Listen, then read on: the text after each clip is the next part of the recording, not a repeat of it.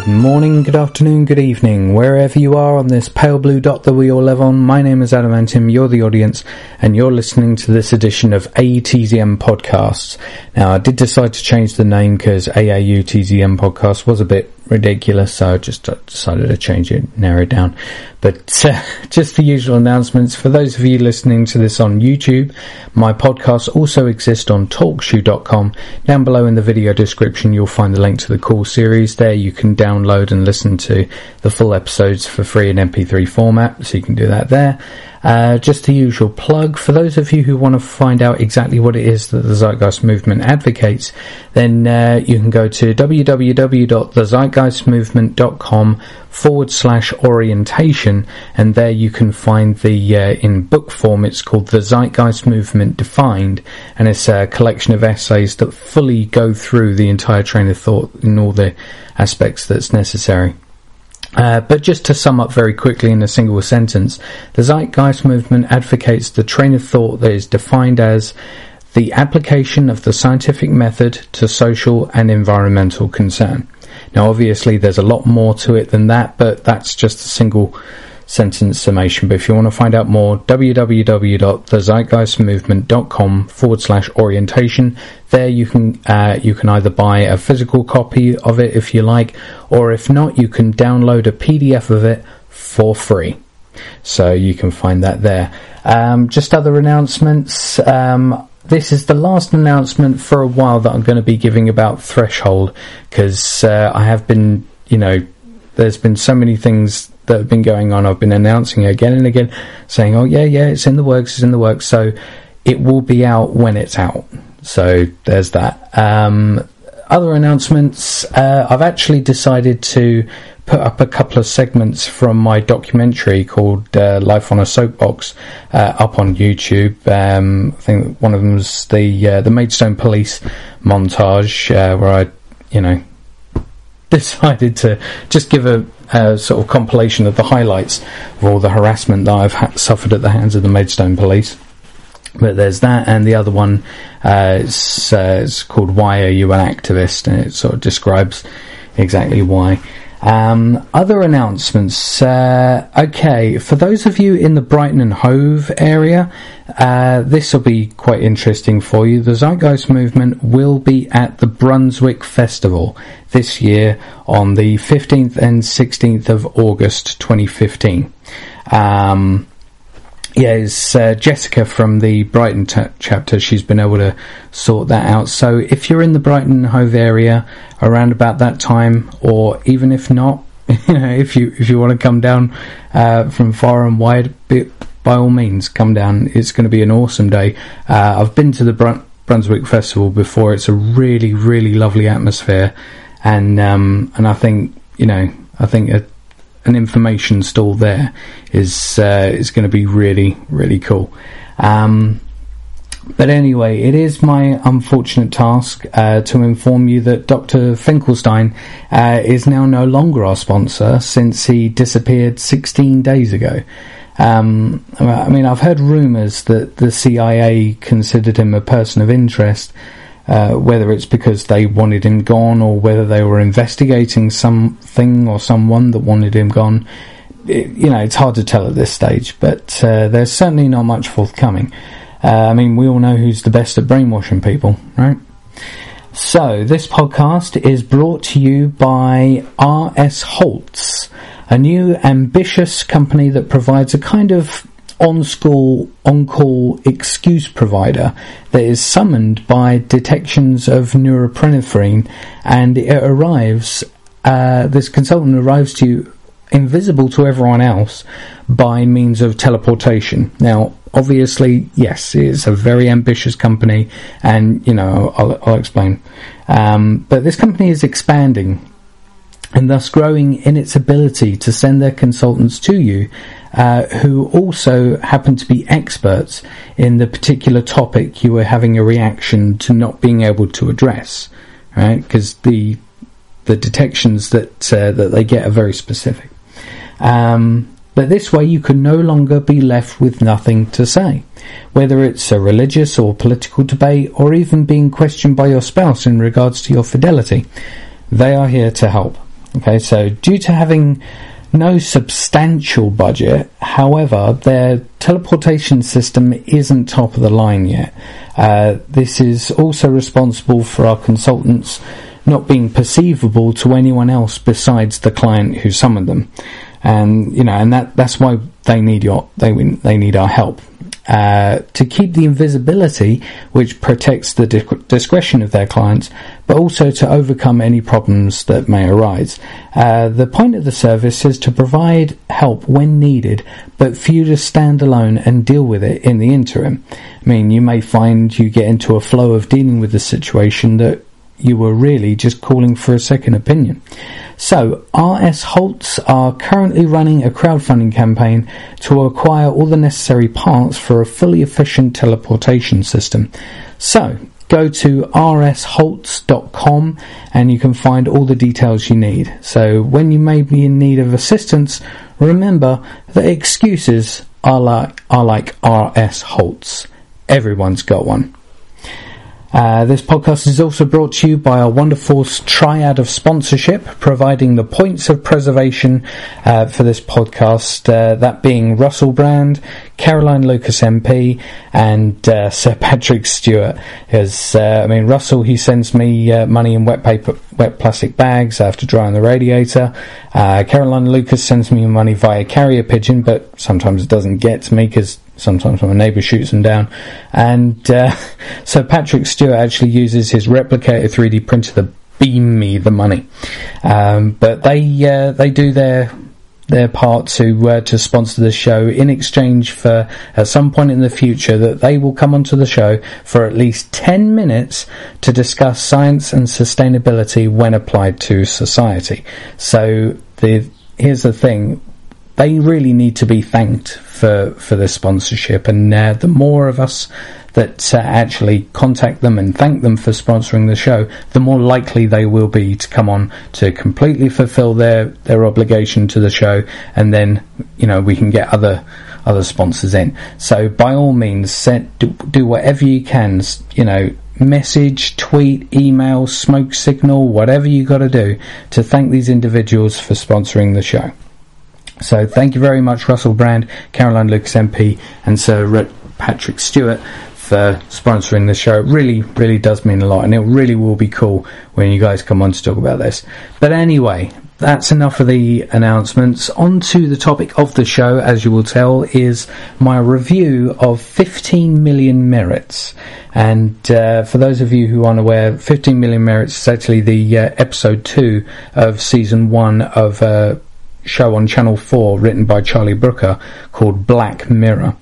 And describing Black Mirror itself as a concept, Charlie Brooker said, and I quote, "Each episode has a different cast, a different setting, even a different reality, but they're all about the way we live now and the way we might be living in 10 minutes time if we're clumsy." Now obviously that's a bit of hyperbole there, but because as with a lot of Charlie's work, he does use a lot of hyperbole, but it is a very interesting take on a genre that's been come to be known as speculative fiction. But as I've created the notes for this review, I've noticed something about the way that I've treated the characters, because the characters in this story were not as clear as before I started writing about them. It's as though the writing brings the characters out, but the environment the characters exist within dictates a palpable degree of homogenization and conformity. As a result, these characters appear more rounded because I've paid more attention to them and recognised their names, as their names don't really show up as much. I mean, for some of the characters, I actually had to consult IMDb to find out which one was which. But the main character is Bing Madsen, and the whole story really follows his story. I mean, the basic summation of the plot is that these people exist in a world where they're just enclosed in this environment where there's like huge expansive sort of like residential blocks and living living quarters, and everyone basically spends every single day of their lives pedaling on exercise bikes to generate the energy to power the environment that they're living in. And they're constantly surrounded by adverts, and superficial thinking is just the norm there. But we find that, you know, everywhere around there's like these interactive display panels, and there's sort of like, you know, a lot of different hand gestures that they use to control certain things. Like there's a video game that one of them plays, and it's sort of like it's not necessarily a completely intuitive sort of like gesture that you use, but the way that it's used, you can tell, oh yeah, that's natural for those characters. But all amenities that these people have in their lives are provided at a penalty of merits, meaning that merits is the currency that they use, and they have to pay for everything that they use. And the character Bing, for a reason that is revealed later on, he has over 15 million of these merits. However, one thing I've noticed is that he somehow gains 150,000 merits while taking a shower, and by the time he gets to work, he's spent it all. Now, this could be a continuity error, since his amount between waking up and getting to work was only a reduction of 2,000 merits. You know, this could be explained by the fact that advertisements pop up in front of a person, and they have to watch it or else incur a penalty for skipping. I mean, think of it like paying 50 quid for skipping an advert on a YouTube video, you know. But Bing also, you see him put in these sort of like set of radio earphones that presumably most of the people also make regular use of. I mean, it's an interesting way of just forcing people in an auditory way to be locked into a certain kind of thinking and a certain kind of word. When you're listening to a pair of earphones, it does feel a little insular. So having that kind of thing incorporated into just a daily activity, like, you know, that, you know, you carry around, maybe that's just their way of orienting the radio. So yes, your radio is no longer like a device that sits in several rooms that you go in throughout the day. No, the radio is a pair of earphones that you put in, and you're constantly listening to the radio wherever you go.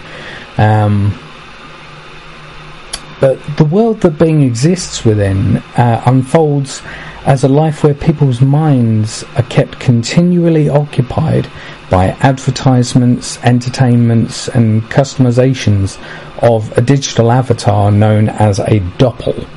And their bodies are kept occupied with the task of pedaling all day on an exercise bike, you know, to generate the energy required to power this superficial life. Another interesting thing about this story is that obese human beings are treated as really second-class citizens, colloquially referred to as lemon on account of their all-yellow uniform, and are both used as a class of janitors and as the subject of ridicule and hatred by degrading television entertainment.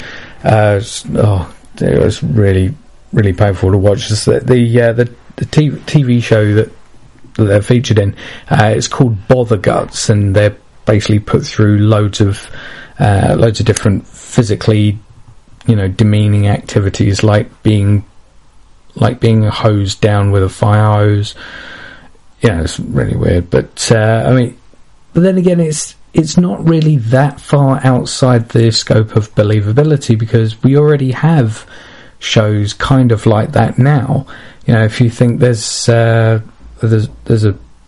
relatively new show on TV right now, it's called Ninja Warrior UK, and it's really just about putting people through, you know, massively taxing physical activities that require a huge amount of athleticism to be able to navigate without looking like a bumbling fool.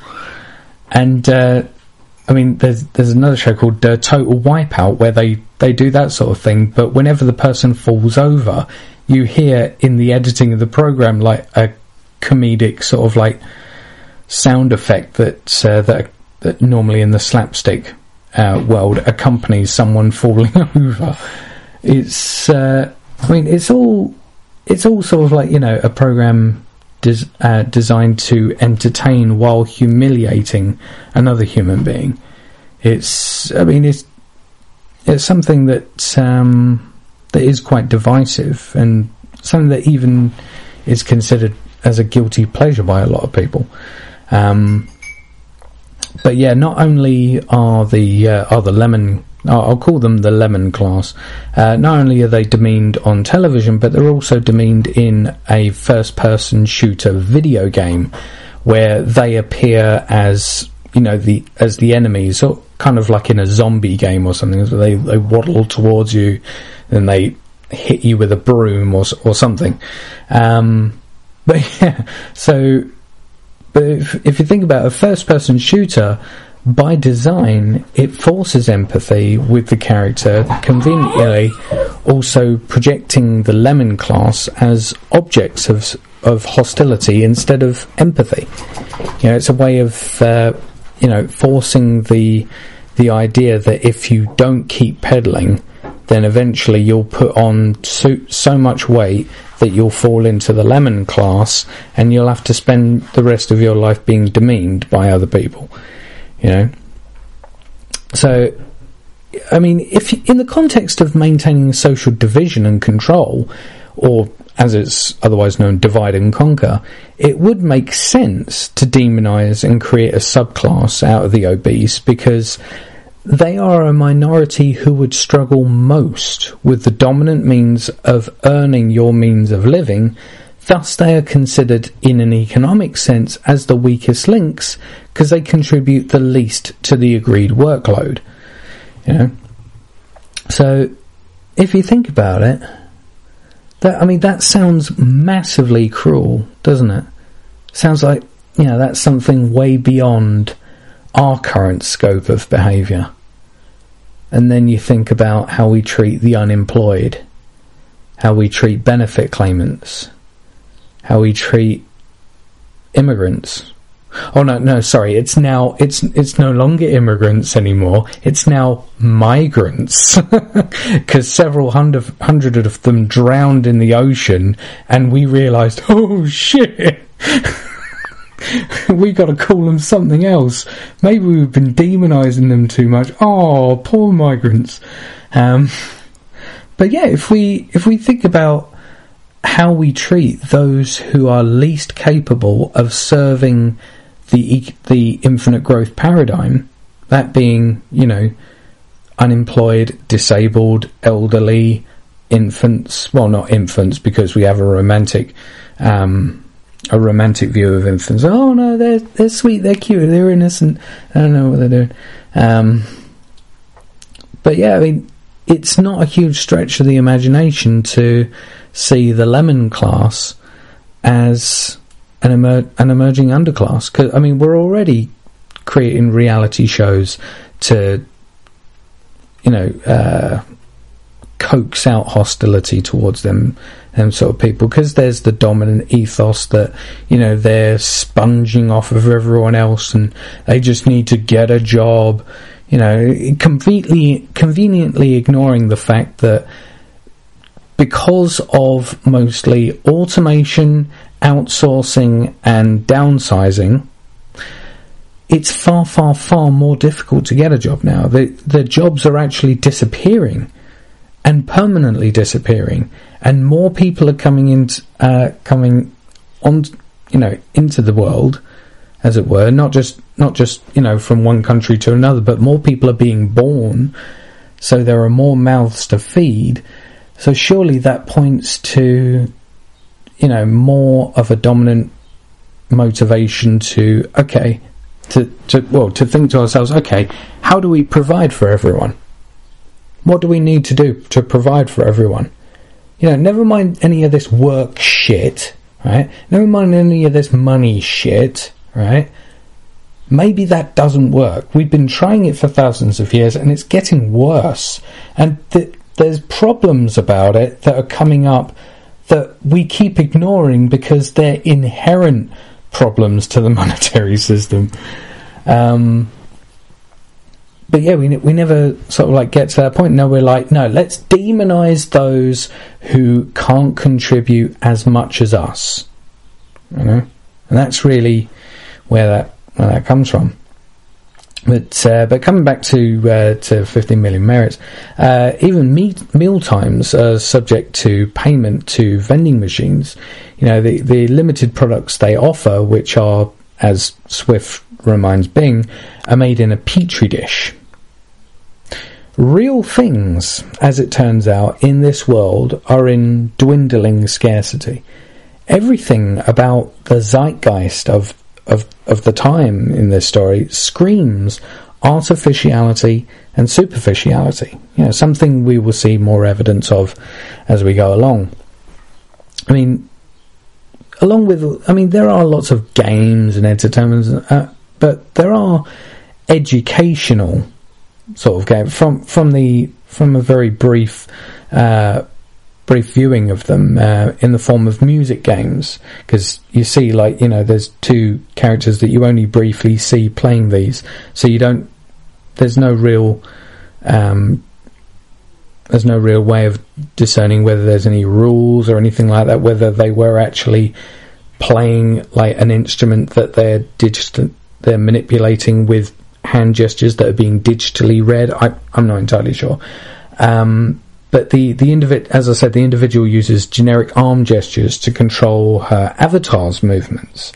Now, if you think about it, that is actually the next step for games like Guitar Hero. I mean, cut out the need to hold an instrument, and a sensor tracks your use of established hand gestures and arm gestures to control which notes you play on either the normal rolling fretboard interface, or controlling an avatar which is playing a guitar. This would probably be referred to as something like digital marionette control, because it's very much like, controlling a marionette. The problem, however, is that by this point it's no longer the learning of playing a guitar. It had already stepped halfway into the realm of a completely different activity by the Guitar Hero stage. So can this game be deemed as educational, or just entertaining in an interactive and musical way? That's the thing. I mean, you see these kinds of games that the characters are playing in the show, and if you don't really think about it for too long, you get the impression, oh yeah, there's educational things, there's things they can do. That's really the impression you're left with. There's things they can do, but that doesn't necessarily equate to there's things that can inspire, But yes, pornography. Yes, we can't talk about this episode without avoiding the issue of porn. Okay, one of the streams provided for the people in this thing, that's the thing, the place is not really given a name. I mean, there's references, and there's parts of it where the cinematography speaks to its size and population, but there's no reference to what the place is called, whether it is even on Earth. I think that's partly the point of Black Mirror, where it has to be treated really like a Gedanken experiment. You can't think about it in terms of, okay, is this on Earth? When is it? What happened to? Sometimes I go too far down that process when I think, wait a minute, the story has to be considered on its own merits. So. But one of the streams provided for these people is a porn channel called Wraith Babes. It's owned by Judge Wraith, who is also on the panel for Hotshot, but we'll get to that. Considering that all the characters we see are adults, then this kind of service being advertised along with any other for adults, it's not abnormal. However, this is a kind of culture that's being appealed to on mainly base levels and ignoring higher level thinking in order to at least have their attention for the people to then obey. But pornography, even openly advertised and even consumed in public, serves as a fulfillment of sexual urges as a norm activity, and it's even pushed like any advertising, and you will even be forced to watch, as the system knows when you're blocking or closing your eyes. That's the weird thing about this sort of thing. You're just like with the porn, you're forced to watch the ad. If you can't afford to wave it away, you're forced to watch. But coming back to the story, the next day in the story, we realise that the character Oliver has gone lemon, meaning that he's too fat to pedal, so he has to don the yellow uniform and either tidy up after everyone else or be the subject of humiliation and torture for the gleeful entertainment of others. This by itself, it demonstrates the system's built-in incentive to keep peddling. The reason assumed for going lemon? Laziness, of course. This creates yet another layer of coercion, the consideration of the bike as the only decent choice. And if you don't, then you must be lacking in motivation or consideration for the system itself. Thus, lazy. And that's, that just draws another. I mean, if you think about it, I probably think that, the lemon class were mainly written, out of inspiration of the unemployed and benefit claimants. People, in particular benefit claimants who are on work trials. Because at least with the unemployed, people say, people can have the excuse of saying, oh, well, they just sit around all day. But unemployed people on work trials, they're unemployed, but they're still being put to work, like the lemon class. But another facet of social control demonstrated in this scene in particular is where there's a redhead character who's sort of like the token redhead character, is choosing a new hairstyle for his doppel. Right? And it's very much like if you were to customize, I think on the Wii it's called a Me. I can't remember what it's called on the Xbox. I think it's just called an avatar. But it's very similar to that, and he's going through and choosing a new hairstyle. He goes for a mohawk, but ditches that for an afro, right? And he turns to Swift and says, what do you think? She looks at it, she goes, it's a bit much. And then instantly he responds by just reverting back to his original choice of a simple, short style. This teaches them to remember that you can have your own look. I mean, even that guy has a little a digital parrot sitting on his digital shoulder, but don't stand out or explore your individuality too much. We wouldn't want that. You might just get ideas that break the mold of thinking. But we're also shown how Hot Shot, as I referred to earlier, is really a talent show, not too dissimilar at all from the X Factor, provides an escape from the bike life into a comfortable life of indulgence and celebrity. As described by the show's most recent winner, can't remember her name. I can't remember names of any actual reality TV winners. Selma, that's the name, Selma. I only know that because Selma's name comes up in the dialogue so much.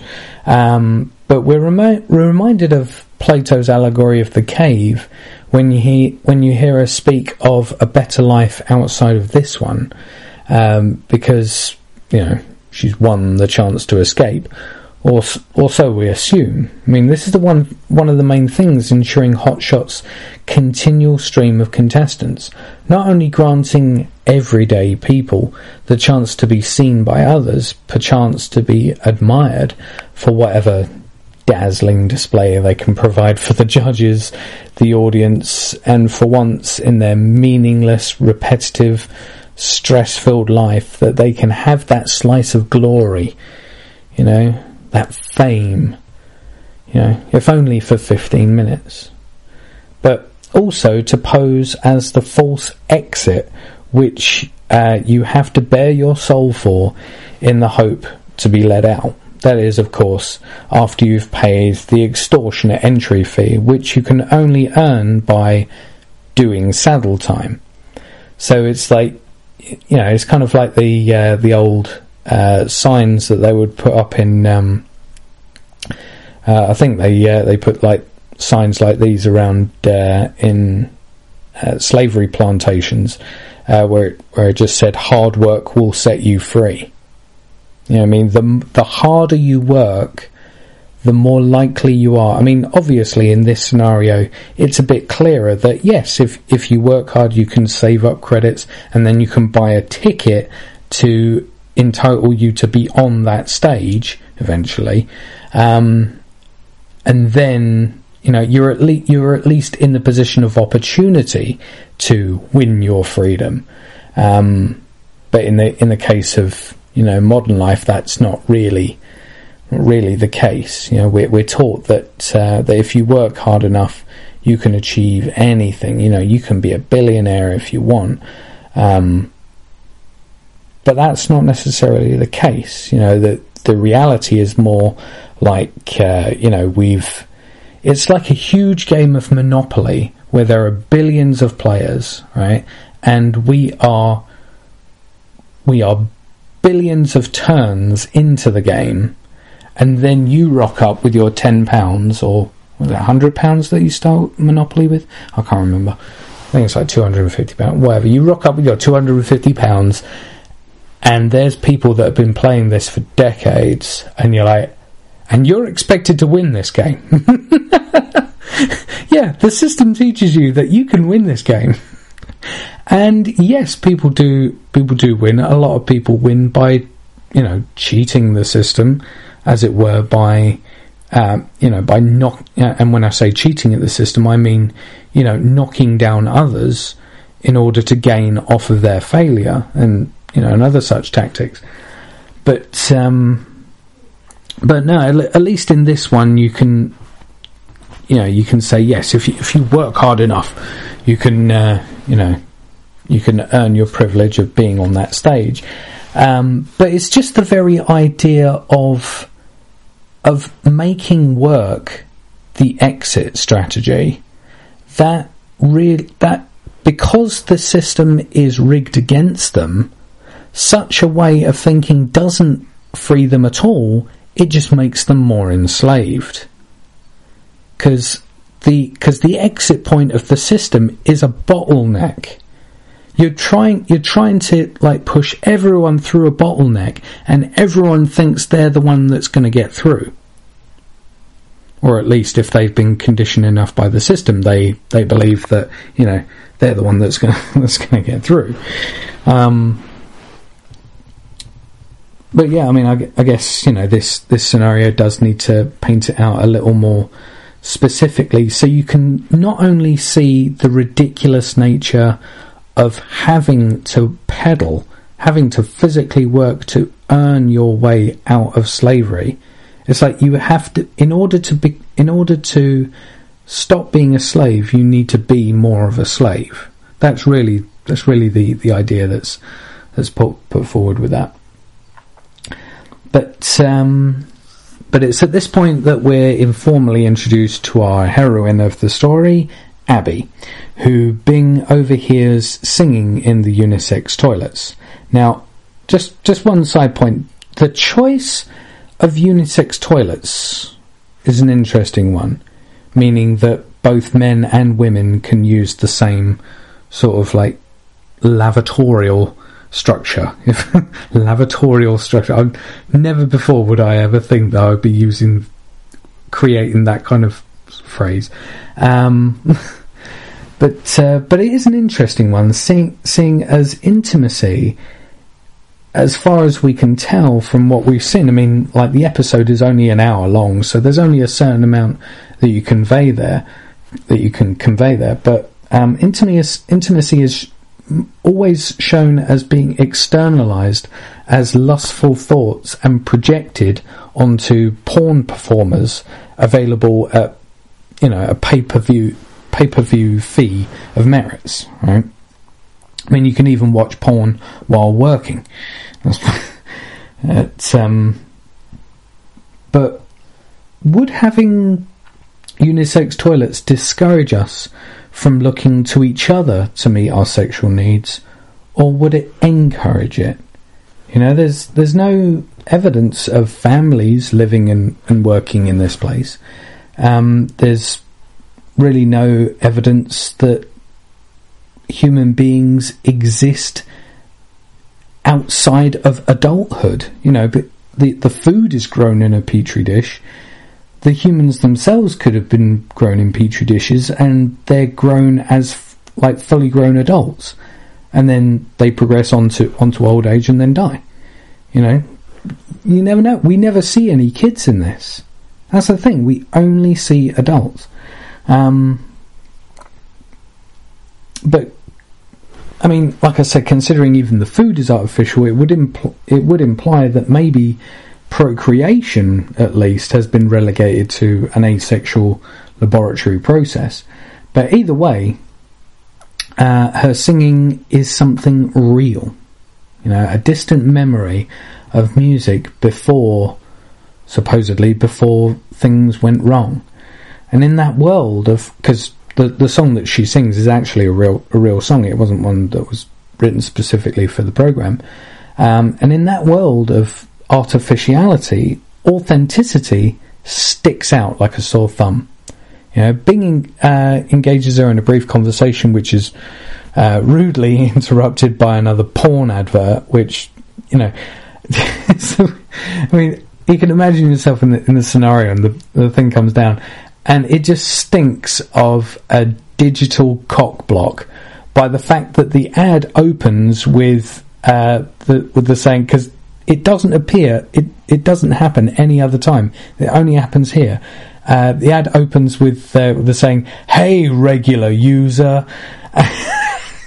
I mean, kind of embarrassing as you share a moment of authentic human interaction with a member of the opposite sex, and in comes the porn, almost in an effort to say, "Yes, he's a pervert, love. You wouldn't want to talk to him. Walk away." But at this point, it's easy to just assume that Bing is smitten with her for any usual reason, for instance, an appealing body or personality, which she clearly does. But here, it's more. It's the fact that she's real. Bing recognises a complete lack of superficiality in her. In a rabble of fake people, she seems to be the only one that's a real person. And and as a result, he's attracted to her mainly on that basis. I mean, he even says to her later on in the episode that her singing was the realest thing that happened all year. Now, there's nothing in the episode that gives us an indication of what time of year it is, but I'm guessing that that's probably on average about 6 months. If someone singing in a toilet is the most real thing in your life in a span of at least 6 months, then you live in a world of shit, man. But that being said, Bing is now changing. He has spent too long, exactly how long is unclear, ultimately, being in a dormant state of living, meaning that you're not taking right action and you're just going with emotions. In this state of being, you can't take control of your life because life is blowing you around like a leaf on the wind. When you're, one of the best ways to take charge of your own life is to just start making decisions. Or should I say, start arriving at decisions. But arriving at decisions and starting to take right action. That is the first step in gaining control of your life. But anyway, out of guru mode. But on the first day that we see him in this episode, Bing only says one word, and that's thank you to Swift for helping him out with the vending machine. That's the only thing we see. That's the only word we see him say all day. But on the first day, he only said one word, but now he's enjoying a quiet sing in bed. The point is now he's got something new and exciting in his life. He's far more likely now to take right action when needed. The problem with this is, as you will see, is he's using her as this focus of energy and even emotional attachment that may prove to be his downfall. This is why true happiness and confidence can only come from within, because that is the only variable that you have any control over. But more about that as we continue. The next day, Abby is having the same problem with the vending machine, which Bing had before, which Bing is more than happy to solve for her. He even uses Swift's line about the apples being grown in a petri dish as they're formally introduced and make nervous small talk. We learn that there are other places like this one, that there is some sort of governance of allocation, because she said she came here because there was a place that she wanted to go to where her sister was. Notice that she said sister, not daughter or mother or anything like that. She meant sister as in same generation. But that one was full, so she had to go to that one. So it's not like these are the last humans alive that we see in this particular episode. It's possible that this is a massive effort to either enslave or even replenish the human species after a mass die-off or nuclear war, etc. But as I said earlier, I had to keep putting those kind of thoughts out of my mind in terms of trying to figure out where the story exists within my current paradigm of thinking about different, dystopian stories. It has to be considered on its own merit, but either way, the people are not given enough time to think about anything other than their everyday activities and fulfilling superficial wants. Of course, we also hear of purchasable apps that can take you through cognitive behavioural therapy and hypnotic suggestion. However, from the looks of it, Abby seems to be the only potential evidence for their efficacy. I mean, maybe they're just something that's provided in the marketplace that only a small amount of people actually take advantage of. Very much like the fact that that self-help material does exist on the market, but only a small amount of it's a niche market. Maybe that's just the case here. Maybe this isn't an effort to enslave humanity. Maybe maybe it's the case that they have all these options there where you can improve yourself and develop yourself, but the most base entertainments and everything are the cheapest and in fact free. So maybe it's a test of humanity. Maybe it's just a thing to see. Okay, if given the choice. But then again, it's not much of a choice if you have to pay more for the higher level thinking stuff. But yeah, that's a possibility.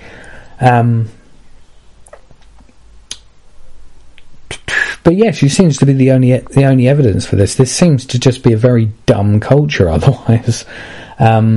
But Bing congratulates her on her singing and actually suggests that she enter Hotshot, and that he can actually gift her the entry fee, which is like 12 million merits. And we learn it's at this point that we learn that the merits was actually transferred to him following the death of his brother the year before. And really, the weird thing is about Bing is that the only luxuries I'm not saying weird thing, is just unusual in his environment, that the only luxury he enjoys really is just skipping adverts whenever they appear. But we also learn that the resentment of his way of life has been growing in him for some time. I mean, he's clearly incredulous to the idea of spending merits on digital amenities that serve no function other than vanity or preserving a servile way of life. He craves reality. He acts a lot as a point of empathy for the audience. He's specifically targeted for the audience to say, look, this is how he's feeling. How would you feel if you were him? That's the whole idea of having a main character and creating events that make you empathise with them. But he is just egging her on to share that authenticity, because he sees it, he acknowledges it, he likes it, he thinks other people should see it as well, and also the fact that she'd be able to get out of this life by doing it. So he gifts her the ticket, which has now been inflated to 15 million merits. The price of potential freedom just went up. But in the elevator to the hotspot reception, they share a moment of intimacy that is quite reminiscent, because it looks like they're both just very nervous. But I think there's more to the scene. It's very reminiscent of a lot of dystopian fiction where physical intimacy or the expression of emotions are not permitted. Obviously, emotions can be expressed fully in this system, but you never see anyone being physically intimate. I mean, there's references throughout the whole thing of sex and things like that, but you never see any couples there. Yes, you see people talking to each other in communal areas, but it all seems like very formal, like how people would talk to each other at work. There appears to be no socialising other than the actual work environment. The scene, it kind of reminded me of, there's a scene in the film Equilibrium where Christian Bale's character is in the crowd of commuters alighting a staircase, and he notices that there's an older woman ahead of him, and she's taken one of her gloves off, because most people in this world have to wear gloves most of the time. She's taken her glove off, and she's running her bare hand along the guardrail, and she has her eyes closed, and she's obviously just privately enjoying a sensory experience, which in that system is a crime. So that's why it has to be something that's quite hidden, because most people would not really look to think, oh, is anyone holding the guardrail, and getting a sensation off of it, but it shows that even when you try to suppress and oppress human expression, it finds a way to come through, because emotions are an integral facet of human brain function, and there's no way to cut them out. But then again, that the world of Equilibrium is a world of where human emotions are suppressed by sequential, like actual drugging. But this sort of instance in 15 million merits, since we know the food to be grown in a petri dish, have they done a similar thing to trying to suppress human sexuality and regulate it to being only served by pornography? You know, is there something in the food that is maybe, you know, limiting their lustful thoughts for their fellow human beings, and to only just project it onto a screen? You know, I mean, it would certainly explain why they didn't bother to separate the sexes in their restrooms, you know.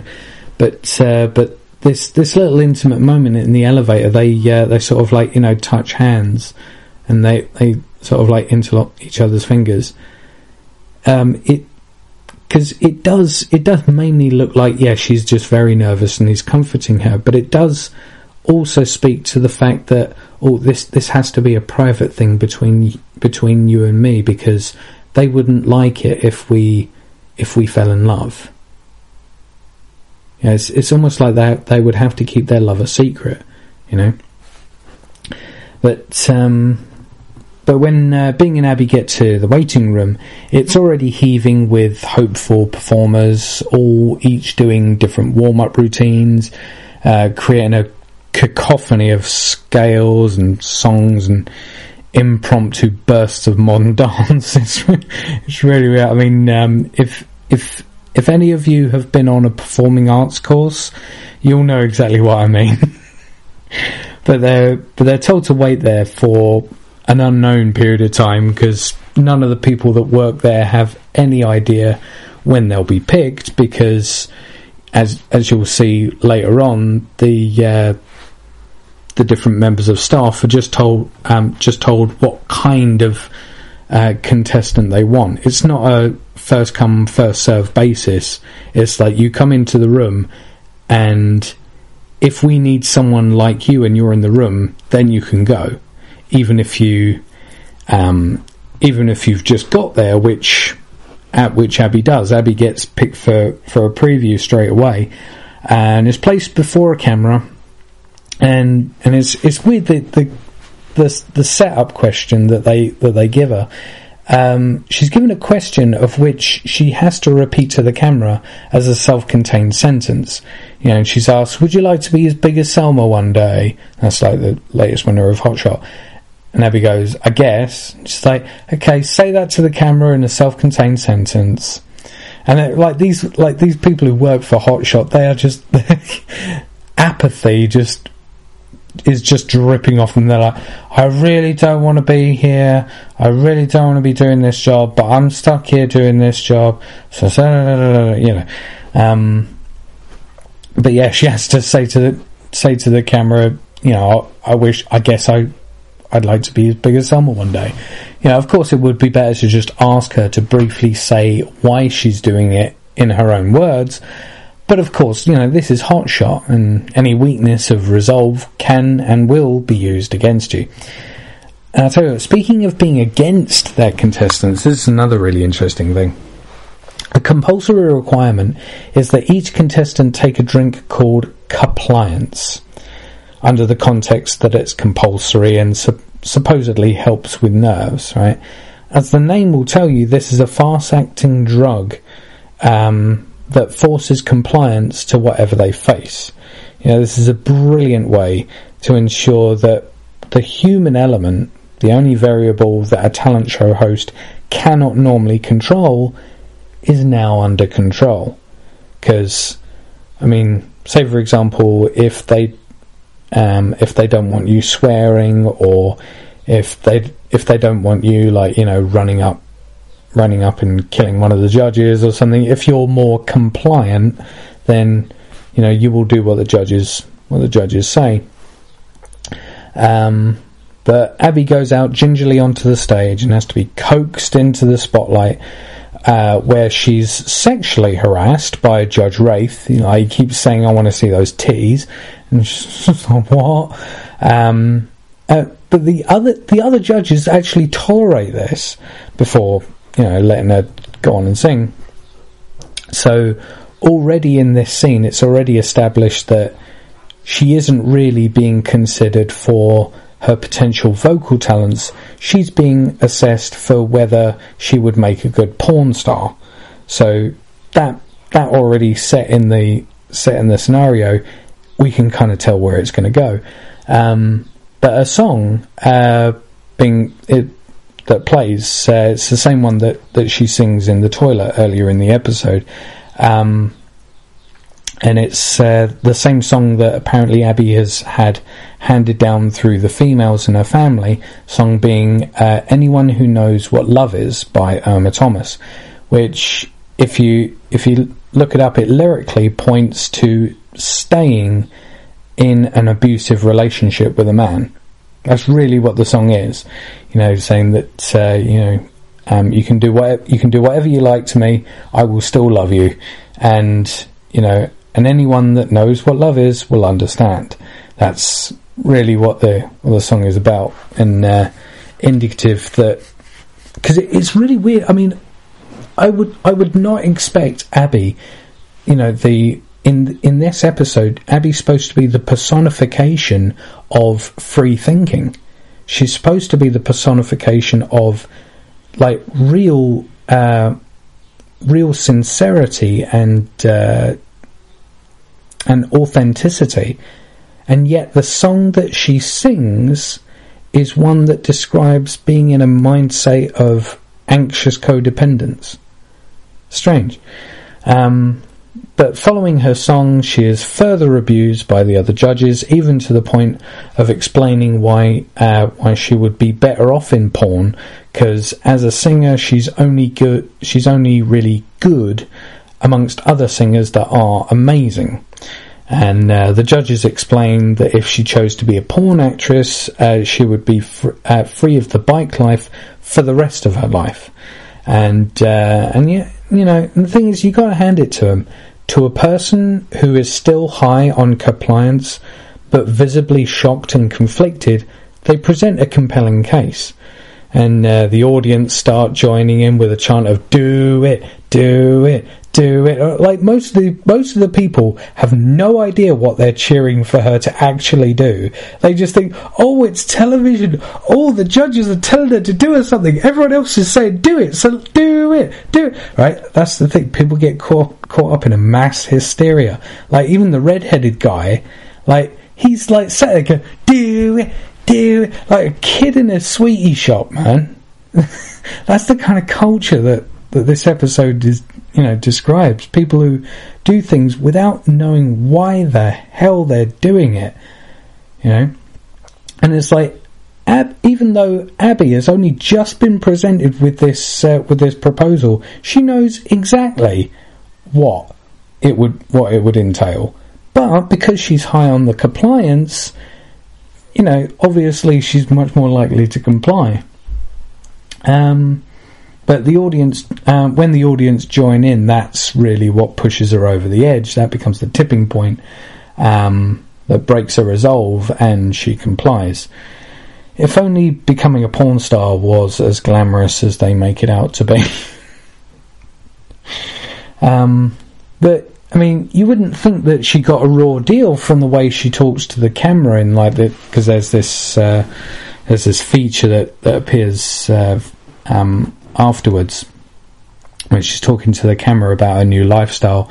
But her reality is really about she's being continually drugged and railroaded by harsh male performers on camera for the violent sexual urges of the viewer.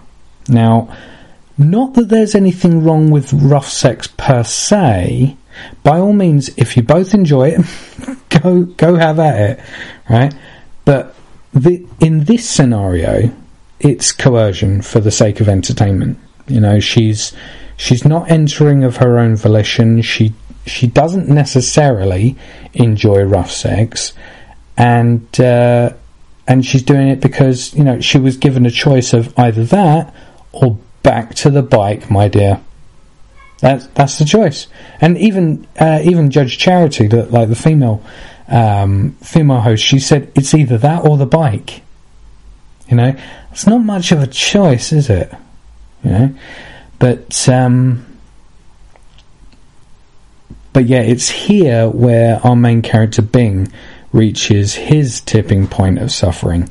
You know, having insufficient funds to be able to skip an extended advertisement of Abby's porn debut, and being physically locked into his cell to watch, since his door locks during adverts, he flies into a fit of rage, shattering a display panel.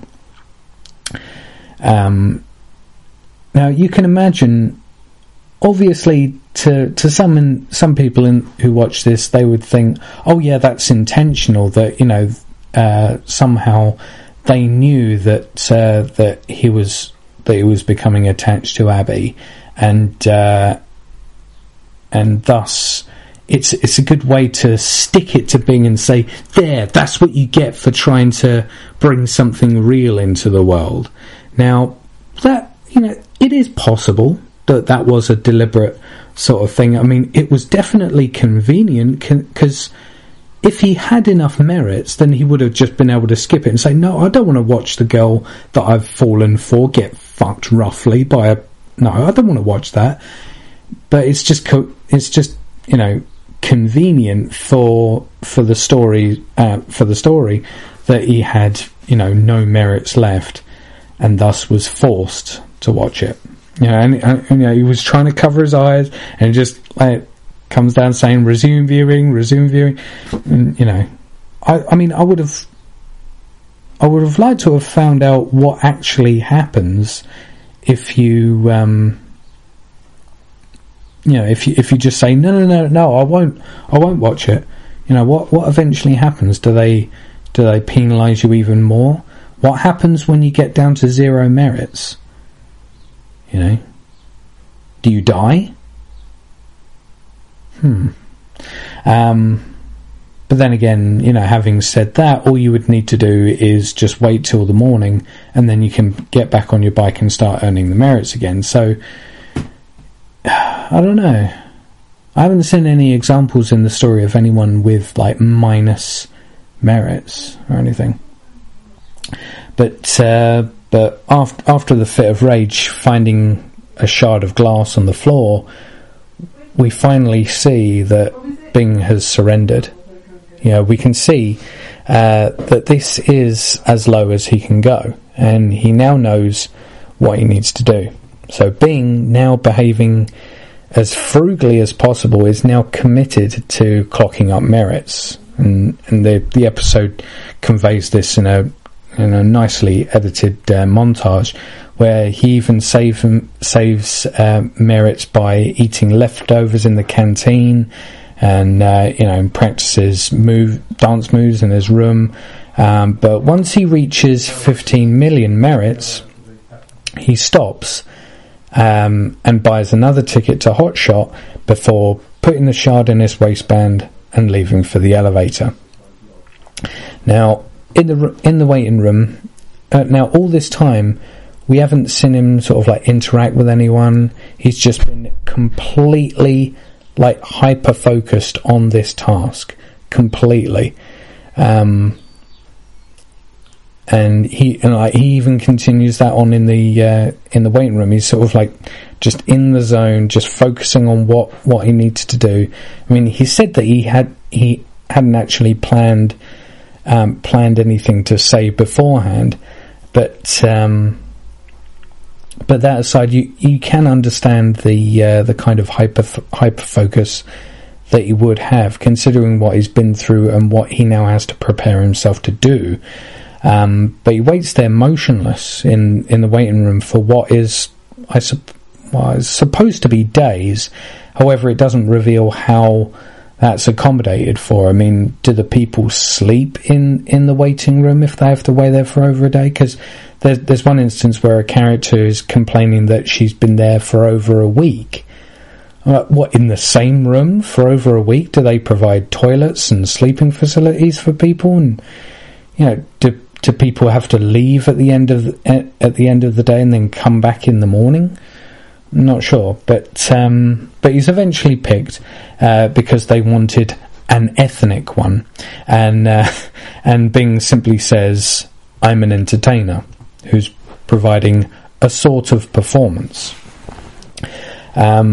But we also start seeing the cleverness of his plan. As he actually kept Abby's compliance carton, and he produces that when asked to take a compliance, and claims he was already given one. So, fully compos mentis, he goes on stage to perform a rather poor dance performance. Not that it really mattered that it sucked to this audience, before pulling out the shard, holding it to his neck in a threat of opening a main artery if they didn't hear him out. Now, he delivers a completely impromptu but completely accurate speech about the futile existence they all lead, being utterly distracted from greatness by flashing lights and spinning pedals.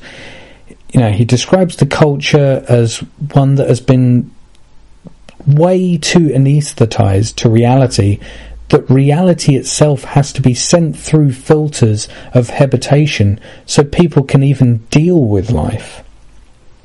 It's really the only way you can control a society. Even then, such control wouldn't even last. But he curses the show itself for corrupting and destroying Abby, the one and only real thing in his life.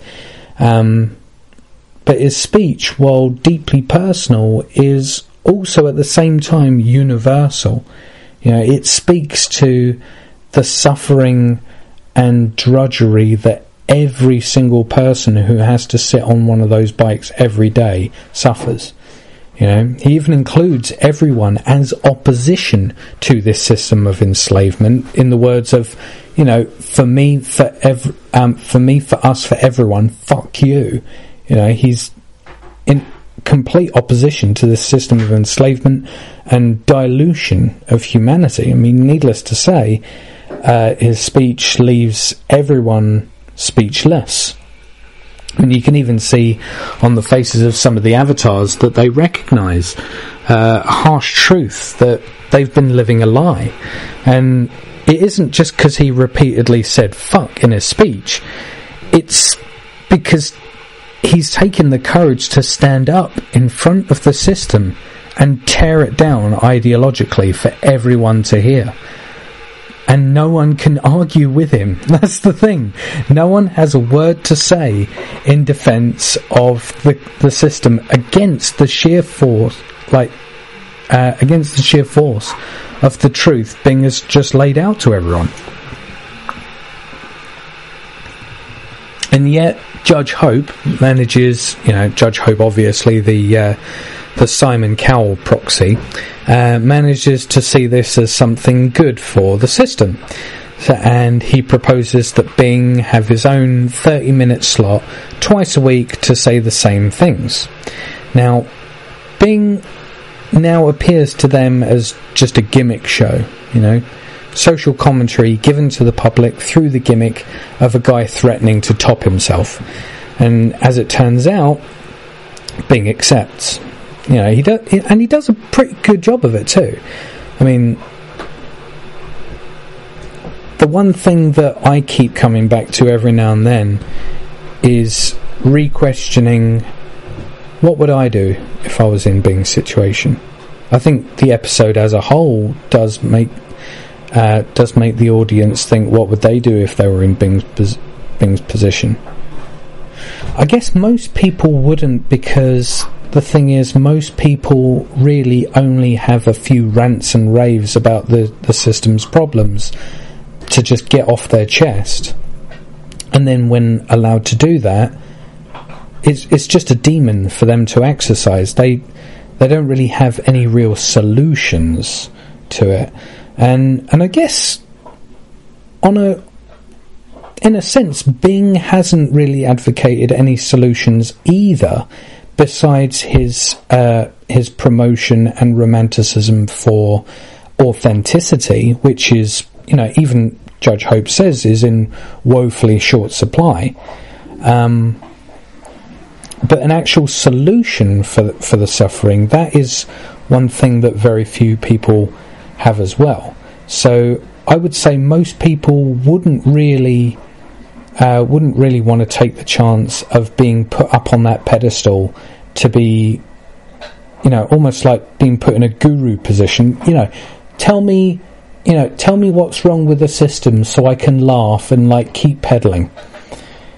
That's how he's used towards the end of the film. I mean, we don't see any kind of revolution because of his program. We see things carrying on the way they are, and maybe it's because the episode doesn't give enough of a timeline after he started to show the long-term effects of what his social commentary would result for this culture. I mean, I would really be interested to watch a sequel to 15 Million Merits. I'd even like to hear Charlie Brooker's thoughts on what do you think would happen next in Bing's life. What would happen next for those people. But the last thing we see of Bing is finishing up an episode before relaxing in a much, much larger room overlooking a vast, dense, beautiful rainforest. Or is it just another computer-generated illusion? That's the thing. When you watch the episode, it looks real.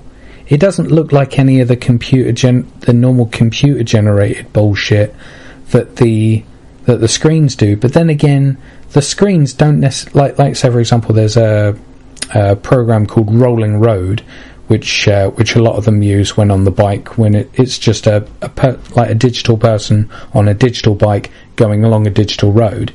And in that sort of thing, realism, it isn't essential because you don't need graphics that look real life to illustrate, the character on the screen in front of you is riding along a path that is driving next to a farm. You don't need brilliant graphics to illustrate that. So obviously, if they were going to implement some majorly advanced CGI, then that would be the place to put it. But by all intents and purposes, it could actually be real. I don't know. That's the thing that the audience is left with. Has he really escaped? And it can be said that the ending presents a thinking point. That by using mechanisms of the system, meaning, from the very first stage, submitting to the bike life, peddling to get merits, to then use the system's ticket sales system to buy a ticket, then go to Hotshot, submit yourself as a contestant, go out on that stage and do something to achieve their approval, so you can then offer some kind of extensive or even sometimes short-term entertainment value to the people. Are you better served by being in the bike life, or are you good enough to entertain people and live that higher life where you can choose your own clothes, as Selma points out,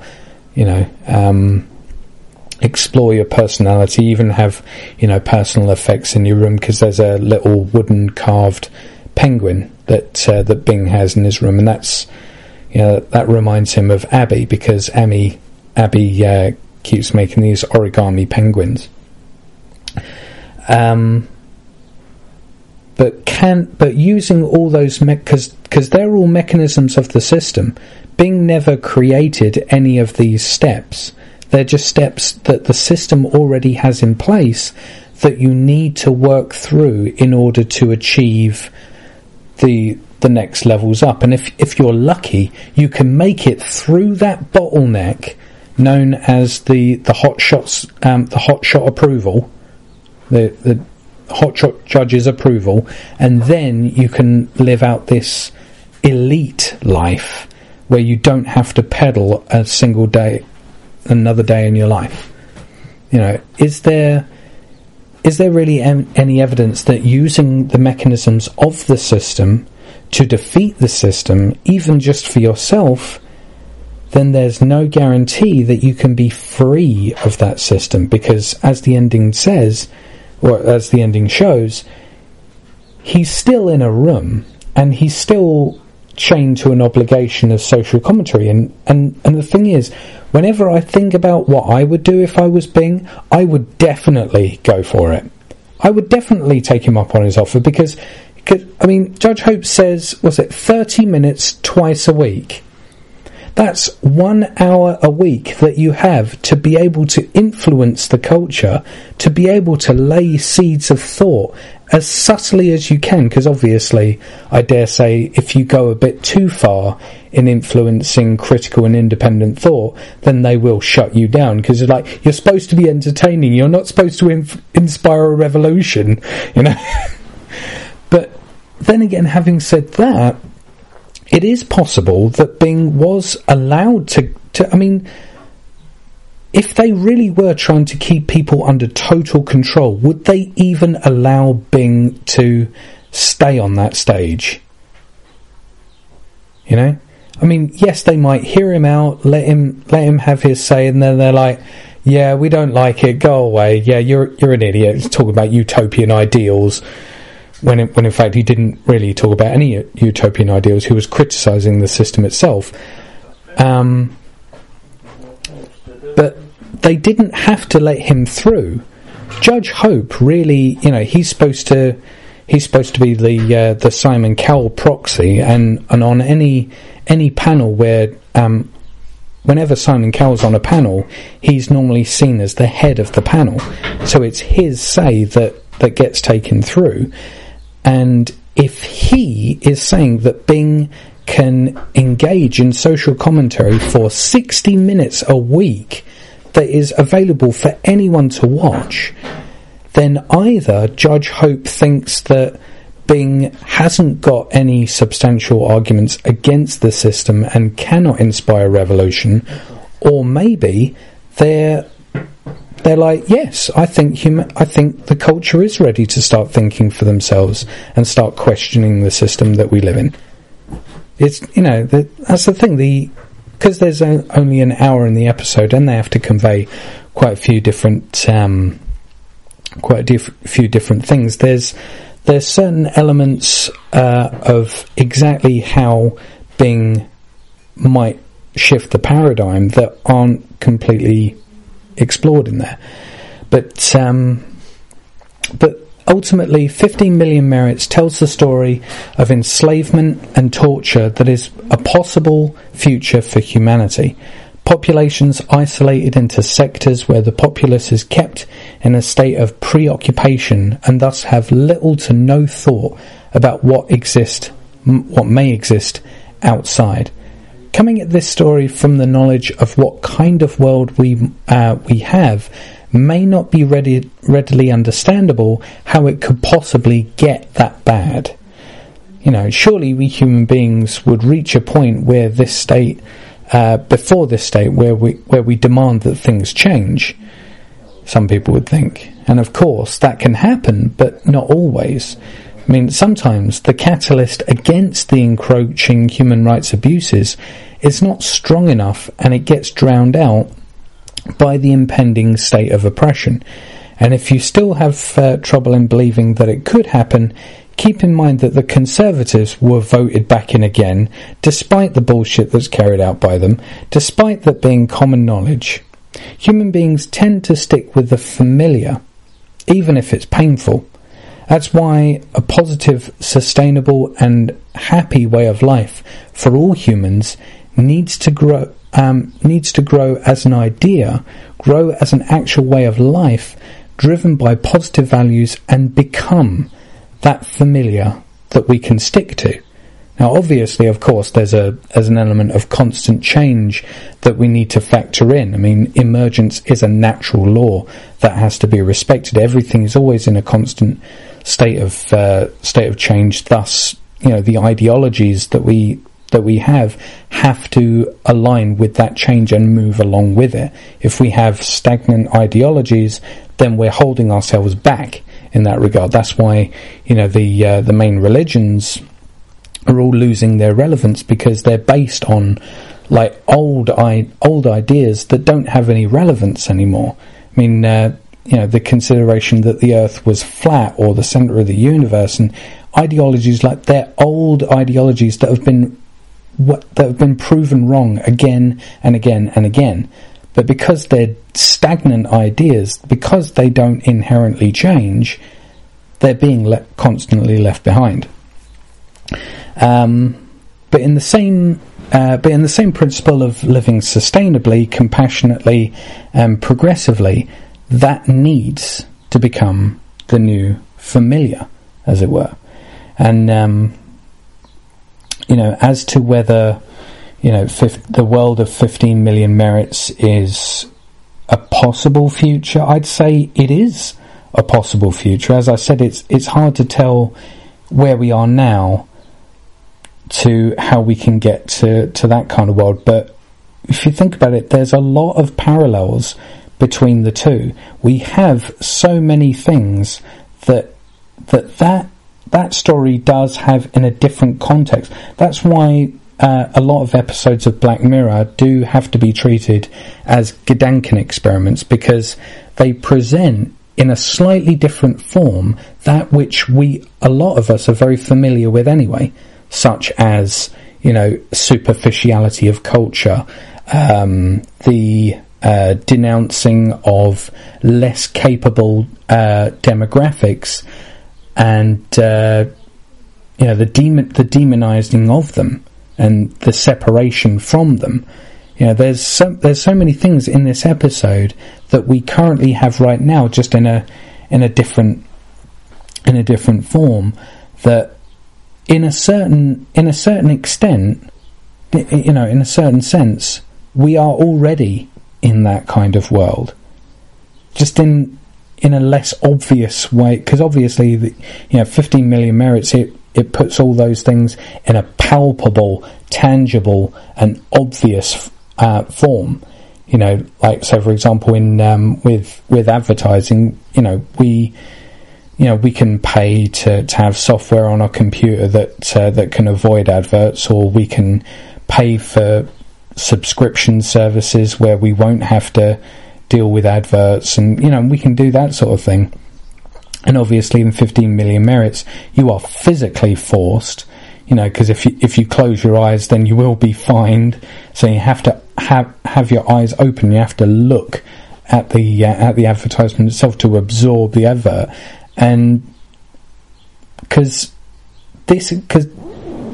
forcing someone to watch an advert like that, it does two main things. It does one or the other. It either drills into your head the kind of point that the advert is trying to make, or you have to basically numb your brain to stimulus so that you look at the advert, but you don't actually absorb anything about it. And that kind of way of thinking is perfect for that kind of culture, because if you're numb to even adverts, how numb are you going to be to higher abstraction thinking? How less likely are you to think critically when you can't even take things in properly, because you've been forced with this stimulus over and over and over again? You've had to become numb, because otherwise you would just go mad. You would go absolutely like imagine if every single time you wanted to do something, an advert popped up in front of you, even if it was like a 30-second ad, right? And you had no other choice, and you had to you had to pay for the privilege of not being bothered by it. Imagine how quickly you could go mad with. Imagine if, and it's the same advert as well. You would go absolutely spare. But yeah, that's the kind of world that's painted out. But really, the the lesson I think that it's leaving us with is that we can't lose touch with our authenticity. We can't lose touch with what actually makes us human. We can't become a mimetic culture, if you want to think about it that way, in terms of, the kind of, superficiality that is brought on through the Twitter culture and the Facebook culture and the Instagram culture. Those are really sort of microcosms of what this episode explores. I mean, there's a book by Ben Elton called Blind Faith, and it describes a post-apocalyptic world after a global flood. That is, imagine the kind of culture you would get if you fused together religious fundamentalism with the Twitter and Instagram culture, and max those out full max both those together. That is the basis for your culture, right? Imagine that's the kind of culture that this book describes, and I was reminded of that quite a lot while watching this as well. And really, I think that is put in there to show that humanity does offer a lot of positivity and a lot of solutions. If there's any positive and compassionate solution, it can be found in connecting with our humanity. And that's the thing that this kind of world describes, that we've lost our humanity, where we have our humanity even peer pressured out of us. We have our individuality peer pressured out of us. Yes, you have the choice of the individuality, but you wouldn't want to be an individual, because then you'd stand out. Then you'd probably be on your own, right? There's safety. It's almost like there's a fallacy of falling for the safety in numbers thing, where you think, everyone else is. It's the bandwagon fallacy. That's the one, where you think, it's safety in numbers. Everyone else is doing it. That means it's okay. But not necessarily, because if you lived in a culture where it was perfectly acceptable to throw people to deliberately starved lions, and for family entertainment, for families to watch those people getting torn to shreds, that's normal, but does that mean that it's good? And this is the thing, this culture sees it as normal to just pedal all day, just be completely absorbed. I mean, there's one scene where, the first time that you see him on the bikes, and there's a guy that's watching the Bother Guts program, and it's like Total Wipeout, but for fat people, where they just get completely degraded and humiliated. And this guy is transfixed, right? He's like, imagine what someone's face would look like if you could sit them down in front of a computer that was displaying their bank balance while someone was continuously feeding money into their account.